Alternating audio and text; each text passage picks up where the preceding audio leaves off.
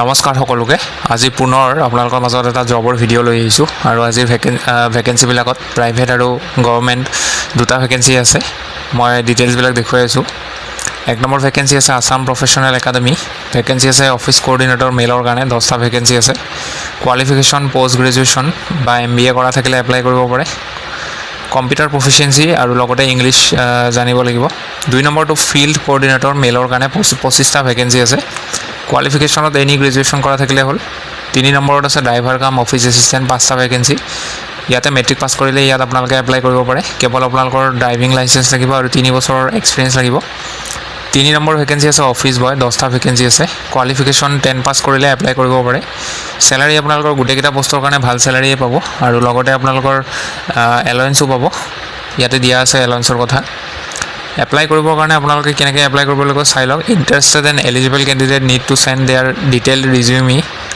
With a recent photograph এইটো mail ID হয় এই মেইল IDটোত আপোনালোকে বায়'ডাটাখনৰ লগতে নিজৰ এখন passport size photo recent photo এখন পঠাব আৰু কোনটো পোষ্টৰ কাৰণে এপ্লাই কৰে পোষ্টৰ নামটো লিখি দিব এপ্লাই লাষ্ট ডেট হ'ব 20 জুলাই হোৱাটছআপ কৰিব পাৰে আপোনালোকে এই নাম্বাৰটোত হোৱাটছআপত মেইল নকৰি হোৱাটছআপ কৰিলেও হ'ব বা আপোনালোকে মেইলো কৰিব পাৰে হোৱাটছআপো কৰিব পাৰে ফোন নকৰিব আৰু পোষ্ট 3 and 4 এই দুটা পোষ্টৰ কাৰণে আপোনালোকে এই নাম্বাৰটোত কণ্টেক্ট কৰিব মানে অফিচ বয় আৰু ড্ৰাইভাৰ কাম অফিচ এছিষ্টেণ্ট এই দুটা ভেকেঞ্চিৰ কাৰণে আপোনালোকে এই নাম্বাৰটোত কণ্টেক্ট কৰিব দিছে 9864153086 এই নাম্বাৰটোত কণ্টেক্ট কৰি ল'ব 2 নম্বৰ ভেকেঞ্চি আছে হেমাহি মটৰ্ছ প্ৰাইভেট লিমিটেড চেলছ মেনেজাৰৰ এটা ভেকেঞ্চি আছে নৰ্থ লখিমপুৰ হ'ব লোকেশ্যন কোৱালিফিকেশ্যন ডিগ্ৰী পাছ কৰিলে এপ্লাই কৰিব পাৰে এক্সপিৰিয়েঞ্চ লাগিব 3 বছৰৰ অটোমোবাইলত কাম কৰা 2 নম্বৰটো চেলছ এক্সিকিউটিভৰ 20টা ভেকেঞ্চি আছে নৰ্থ লখিমপুৰে হ'ব লোকেশ্যন ইয়াতে গ্ৰেজুৱেশ্যন যাৰ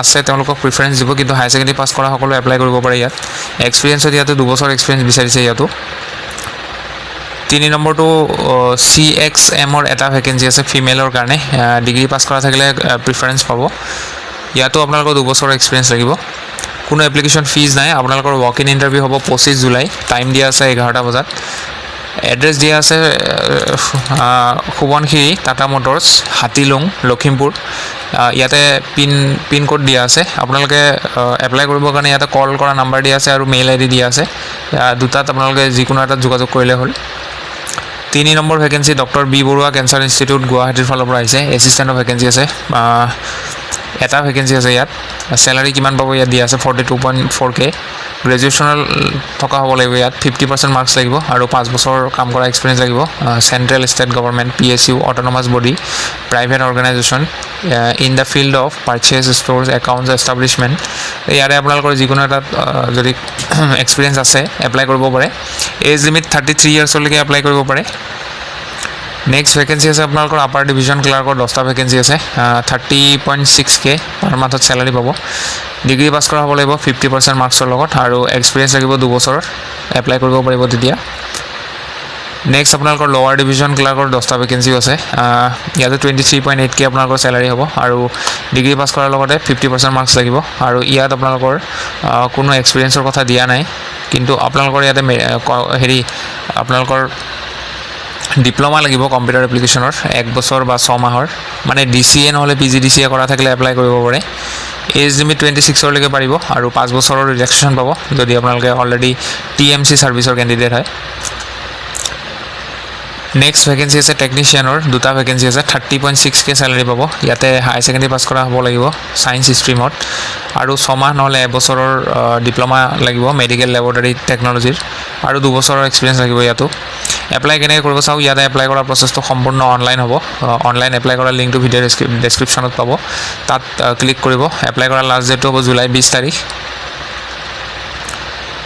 4 নম্বৰ ভেকেঞ্চি আছে Assam veterinary and fishery university highly skilled worker এইটো ভেকেঞ্চিটো খানাপাৰাৰ ফালৰ পৰা আহিছে গুৱাহাটী খানাপাৰা হাইলি স্কিল্ড ৱৰ্কাৰৰ এটা ভেকেঞ্চি আছে ডিগ্ৰী পাছ কৰাসকলে ইয়াত এপ্লাই কৰিব পাৰিব আৰু কম্পিউটাৰ নলেজ লাগিব চেলাৰী আপোনালোকে 21.2K পাৰ মান্থত পাব সিলেকশ্যন প্ৰচিডিউৰ আপোনালোকে ৱাক ইন ইণ্টাৰভিউত যাব লাগিব 23 জুলাই মানে 23 জুলাইত ইণ্টাৰভিউ আছে 11টা বজাৰ পৰা ইণ্টাৰভিউ হ'ব এড্ৰেছটো ইয়াতে হাইলাইট কৰা আছে directorate of research Assam veterinary and fishery university Khanapara Guwahati apply কেনেকৈ কৰিব হাউ টু এপ্লাই চাই লওক candidate must submit the duly field application form. ইয়াত এখন এপ্লিকেশ্যন ফৰ্ম আছে, সেইখন মই ভিডিঅ' ডেছক্ৰিপশ্যনত দিম। সেইখন প্ৰিণ্ট আউট কৰি ওলাই সেইখন ফিল আপ কৰিব। আৰু লগতে আপোনালোকে কি কৰিব লাগিব চাই লওক এটা বস্তু, ইয়াতে যিসকল OBC আৰু জেনেৰেল কেণ্ডিডেট আছে তেওঁলোকে 100 টকা এটা দিব লাগিব। 100 টকা এটাৰ ডিমাণ্ড ড্ৰাফ্ট লৈ যাব লাগিব বেংকৰ পৰা বনাই কিনে। আৰু SC আৰু ST কেণ্ডিডেট যদি হয় 50 টকাৰ লাগিব। এইটো যদি ফিজ দিব পাৰে তেতিয়াহে ইয়াতে আপোনালোকে যাব, আৰু নোৱাৰিলে নালাগে যাব। বহুতে ইয়াতে ফিজ দিয়া হৈ আপত্তি কৰিব পাৰে, গতিকে নোৱাৰিলে নালাগে যাব। আপোনালোকে ইণ্টাৰভিউৰ দিনাখনে ডিমাণ্ড ড্ৰাফ্টটো বনাই লৈ যাব লাগিব। আৰু লৈ যোৱাৰ পিছত আপোনালোকে অৰিজিনেল ডকুমেণ্টছ আৰু এটা জেৰক্স কপি লৈ ল'ব লগত, লৈ কিনে আপোনালোকে ইণ্টাৰভিউত যাব পাৰে। 5 নম্বৰ ভেকেঞ্চিটো ইণ্ডিয়ান ইনষ্টিটিউট অফ টেকন'লজি মানে IITৰ ফালৰ পৰা আহিছে গুৱাহাটী।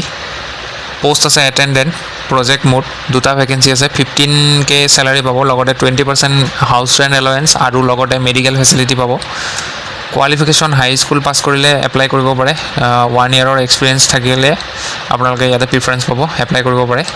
এপ্লাই কৰিব কেনেকৈ কৰিব চাই লওক, ইয়াতে দিয়া আছে। Interested and eligible candidate should apply online by visiting the recruitment portal. আপোনালোকৰ এপ্লাই যিটো পৰ্টেল হয়, সেই পৰ্টেলৰ লিংকটো মই ভিডিঅ' ডেছক্ৰিপশ্যনত দিম। তাত ক্লিক কৰিব, ক্লিক কৰিলে অনলাইন প্ৰচেছখিনি আহি যাব। সেইখিনি প্ৰচেছ ফিল আপ কৰিব, আপোনালোকৰ অনলাইন হৈ যাব। লাষ্ট ডেট হ'ব 25 জুলাই। 6 নম্বৰ ভেকেঞ্চি আহিছে ভট্টদেৱ ইউনিভাৰ্চিটি আছামৰ ফালৰ পৰা। মাল্টিটাস্কিং ষ্টাফ এছিষ্টেণ্টৰ ভেকেঞ্চি আছে, 2টা ভেকেঞ্চি। বেচেলাৰ্ছ ডিগ্ৰী কৰা থাকিলে এপ্লাই কৰিব পাৰে। ডিপ্ল'মা ইন কম্পিউটাৰ এপ্লিকেশ্যন আপোনালোকৰ লাগিব, কম্পিউটাৰ চাৰ্টিফিকেট লাগিব। চেলাৰী 15K পাব আপোনালোকে, আৰু বয়স 18, মিনিমাম 18 হ'ব লাগিব, মেক্সিমাম 40লৈকে পাৰে এপ্লাই কৰিব। নেক্সট ভেকেঞ্চি আছে এটেণ্ডেণ্ট কাম ড্ৰাইভাৰৰ এটা ভেকেঞ্চি আছে। মেট্ৰিক পাছ কৰাৰ লগতে LMV ড্ৰাইভিং লাইচেঞ্চ লাগিব, আৰু ইয়াতো আপোনালোকৰ কম্পিউটাৰ চাৰ্টিফিকেট লাগিব। চেলাৰী একেই হয়, 15K পাব, আৰু বয়সটো আপোনালোকৰ একেই হয়, মিনিমাম 18 আৰু মেক্সিমাম 40লৈকে এপ্লাই কৰিব পাৰে। নেক্সট ভেকেঞ্চি আকৌ মাল্টিটাস্কিং ষ্টাফৰে আছে, 2টা ভেকেঞ্চি। ইয়াতে মেট্ৰিক পাছ কৰিলে এপ্লাই কৰিব পাৰে। Working experience in any office institution. ইয়াতে 10K চেলাৰী পাব আপোনালোকে, আৰু বয়সৰ লিমিটটো একেই হয়। চিলেকশ্যন প্ৰচিডিউৰ আপোনালোকৰ ৱাক ইন ইণ্টাৰভিউত যাব লাগিব। 21 জুলাইত আপোনালোকৰ ইণ্টাৰভিউ আছে, 10টা বজাৰ পৰা ইণ্টাৰভিউ ষ্টাৰ্ট হ'ব। আৰু এড্ৰেছ দিয়া আছে ভট্টদেৱ ইউনিভাৰ্চিটি, বজালী, পাঠশালা। এইটো পিন নম্বৰ দিয়া আছে, পিন কোড দিয়া আছে। আপোনালোকে এপ্লাই কৰাৰ দিনাখনে মানে ৱাক ইন ইণ্টাৰভিউ দিনাখনে কি লৈ যাব লাগিব মই কৈ দিছোঁ, চাই লওক। Candidate must bring the following documents. লগত কেইটামান ডকুমেণ্টছ ল'ব লাগিব।